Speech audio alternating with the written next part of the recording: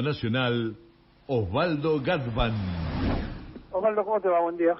¿Qué tal? Buenos días. Muy bien, Miguel. Con frío acá, está fresca la mañana, pero por lo menos ya está así luminosa. Buenos días para todo el equipo y para todos los oyentes. ¿Qué temperatura tiene Córdoba ahora? ¿Perdón? ¿Qué temperatura tenés ahora en Córdoba? Estamos en unos 8 grados. Está fresco, pero va a ser cerca de 18, 19. Mira, Osvaldo, hay un gorila de pelo largo suelto en el Congreso que se llama Iglesias, que es diputado, que dice que se formó en el socialismo, pero que es muy gorila, y que ha dicho que la inflación, yo le estamos preguntando a los oyentes si es un problema económico o político, que la inflación fue un invento del peronismo. ¿Qué pensás vos? Bueno, en primer lugar lo que pienso es que Fernando Iglesias es una especie de ñoquis de lujo que pagamos todos los argentinos, le pagamos el sueldo a todos los argentinos y está ahí pura y exclusivamente para mentir, para difamar, para provocar. Iglesias es un mentiroso y falta la verdad. Mira, yo cuando lo escuchaba este tema ayer, lo leía, volví a revisar material que tengo, volví a buscar material nuevo sobre el tema de la historia de la inflación.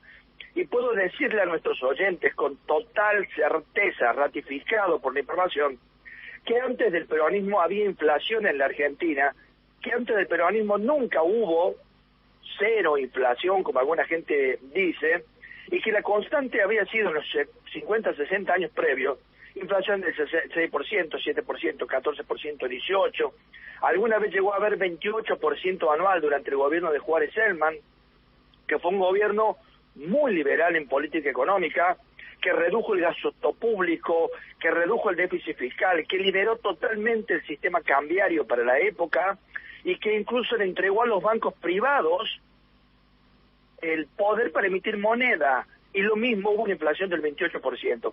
Mira, yo les recomiendo a los oyentes que busquen, si quieren, un informe de la Cámara Argentina de Comercio y Servicios que se llama Historia de la Inflación.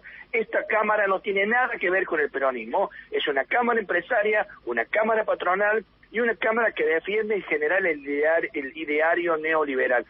¿Y qué nos dice esa Cámara? Esto que te digo, antes del peronismo había inflación. Y después del peronismo, por ejemplo, en los largos años de gobiernos antiperonistas, la inflación promedio anual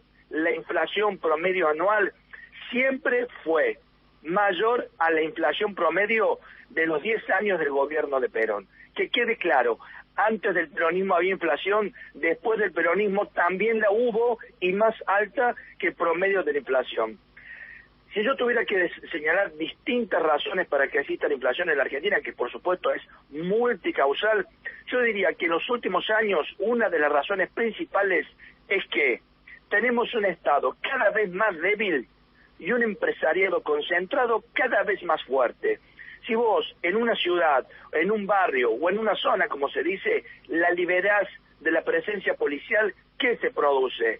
Se produce el incremento de los robos.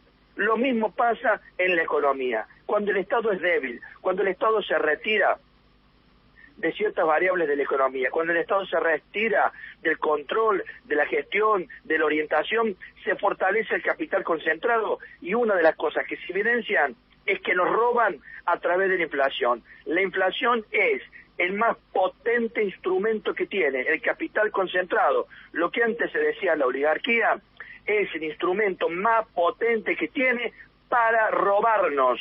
Es la manera en que nos saquean, es la manera en que nos meten la mano en el bolsillo y se expresa en ese índice de inflación. Y es principalmente la razón actual.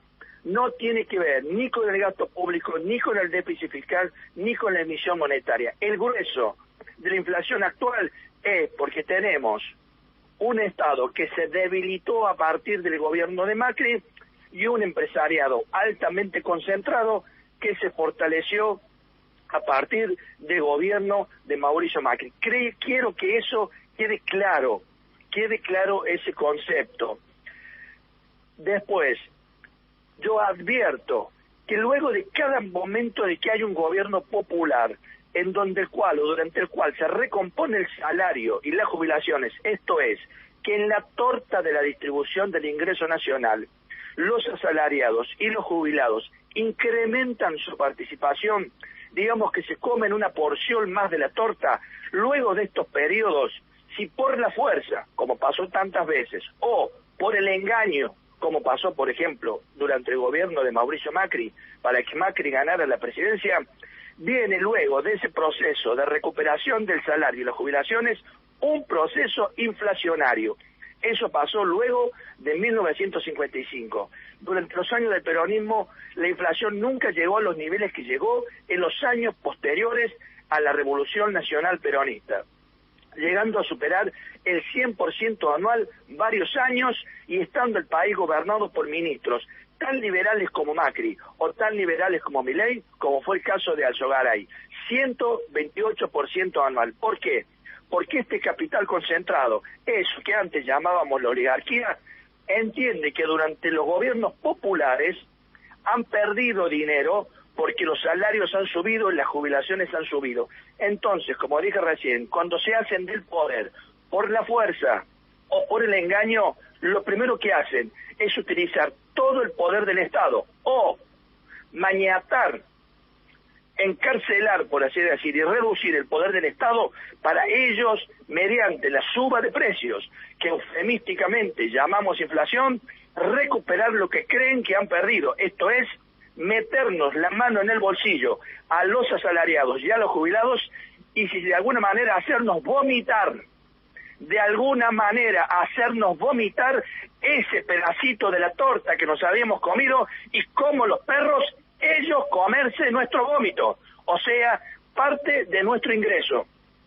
Lo digo de nuevo. Yo creo que está bastante claro lo que decís, pero por el otro lado, hay algo que lo marca muy definido en el comienzo cuando dijiste que era un provocador este profesor de educación física, porque efectivamente es un cazaperonista. Él está todo el tiempo viendo a ver cómo puede pegarle a cualquier cosa que sea peronista.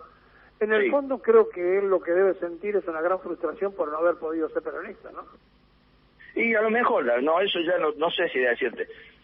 Si eso no. Lo que yo veo... ¿sabes que yo creo que es un frustrado de la vida? Porque en realidad él dice que es socialista y defiende el liberalismo, y además ataca constantemente al único gobierno que le dio algo al pueblo, supuestamente si fuera socialista, estaría coincidiendo, ¿no? Claro. Bueno, él dice que la idea de los días más felices, lo dice en esta publicación nueva, es una mentira, un engaño, una farsa. Yo le preguntaría a Fernando Iglesias, ¿qué felicidad, qué días felices vivió el pueblo cuando gobernó Macri? ¿Qué días felices vive el pueblo cuando ellos nos gobiernan? ¿Qué felicidad vivía el pueblo con el gobierno de De la Rúa? Porque son el mismo gobierno, los mismos ministros, los mismos partidos políticos y la misma clase social. ¿Qué felicidad tuvo el pueblo cuando los liberales se convirtieron en los verdaderos gobernantes durante la presidencia de Carlos Menem y cuando las políticas liberales de Menem maduraron y provocaron una violenta y brutal recesión, especialmente durante el segundo gobierno de Menem, con una desocupación que llegó al 17-18%, con millones de argentinos sumergidos en la pobreza, una recesión 97, 98, 99, 2000, 2001. ¿Cuándo fue feliz el pueblo? ¿Cuándo tuvo días felices el pueblo? Durante el gobierno de Raúl Alfonsín. Son las mismas fuerzas políticas, los mismos partidos, los mismos diarios, los mismos canales de televisión los que gobernaban. Y le preguntaría a él y a la gente que se deje engañar por él, ¿qué felicidad tuvo el pueblo durante la dictadura militar empresaria? Cuando llegamos a tener con el liberal Cavallo, jefe del Banco Central, y el liberal Melconian, gerente del Banco Central, 400% de inflación anual. Y tenían todo el poder. En la dictadura militar no había paros. En la dictadura cívico-militar no había piquetes. En la dictadura cívico-militar nadie podía cortar una calle. Los sindicatos estaban intervenidos. Los militantes sindicales iban presos o eran asesinados. Y lo mismo el país tuvo inflación. Cerraron 20.000 industrias. 1 millón de obreros metalúrgicos perdieron el trabajo. ¿Qué felicidad había cuando ellos gobernaban a punta de pistola? ¿Qué felicidad hubo después de 1955, cuando ellos por la fuerza derrocaron al peronismo, gobernaron el país 18 años? Miguel, mucho más que los años que gobernó el peronismo. Gobernaron 18 años consecutivos. Se sucedieron los ministros liberales, Alzogaray, Pinedo, Krieger Bacena, con el poder que les brindaban los gobiernos militares y con la proscripción de los gobiernos civiles que no le permitían al pueblo votar. Si el pueblo hubiera sido feliz esos 18 años, hubieran dejado al pueblo votar. Cuando el pueblo votó en función de una memoria, la memoria de los días felices, y Perón sacó el 23 de marzo del 73, 63% de los votos. Cuando ellos gobiernan, el pueblo no es feliz. Si yo quiero saber si un pueblo es feliz y yo no conozco nada de ese país y de ese pueblo, ¿sabes qué es lo primero que yo pregunto? Lo siguiente: ¿tienen impuesto a las ganancias con una alícuota alta razonable? ¿Tienen impuesto a la riqueza, un impuesto que paguen los más ricos? Esas son dos cosas básicas que yo pregunto para saber si un pueblo es feliz.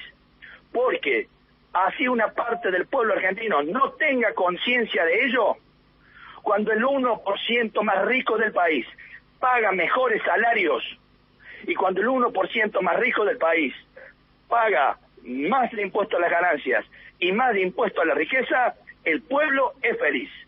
Por el contrario, cuando el 1% más rico de la sociedad, aquí y en cualquier parte del mundo, paga menos impuestos, como pagó con Macri, o como pagó en la dictadura, en la que, por cierto, se eliminaron las cargas patronales en 1980, 0 impuestos pagaban los patrones en Argentina, 0 impuestos pagaban las grandes empresas en Argentina por cada trabajador, y los mismos despidieron 1 millón. Digo, cuando ese 1% más rico paga menos impuestos, como pasó con Macri, como pasó con De la Rúa, como pasó con Menem, como pasó con la dictadura, el pueblo no es feliz. Yo digo que esto es una ley social. Si el 1% más rico de una sociedad está contento porque paga menos los salarios y porque paga menos impuestos, la inmensa mayoría de ese pueblo vive en la tristeza y vive en la miseria. Y lo opuesto... Creo que quedó muy claro, Osvaldo. La semana que viene vamos a seguir charlando sobre los temas puntuales, pero una pregunta final. Sí. Te cambio la óptica, pero te pregunto como cordobés. Sí. Dicen que Schiaretti sale a caminar como candidato a presidente. ¿Qué sabes? Bueno, ahí esto lo puedo hablar por ahí, ¿no? Cuando hago alguna entrevista para el programa de los funcionarios. No, ellos están jugados a la posibilidad de que salga a caminar como candidato a presidente. Sí, también es cierto que eso le permite centralidad. Schiaretti no puede ser reelecto. Entonces también hay una disputa por la sucesión. Está buscando alguna posibilidad nacional. Sí, también es una forma de mantener el protagonismo. Si vos decís que de acá te vas a tu casa a tejer escarpines, sí, y el presente, el poder se diluye totalmente. Bueno, la seguimos la semana que viene. Un saludo. Cuando quieras, un abrazo grande, saludo a todos.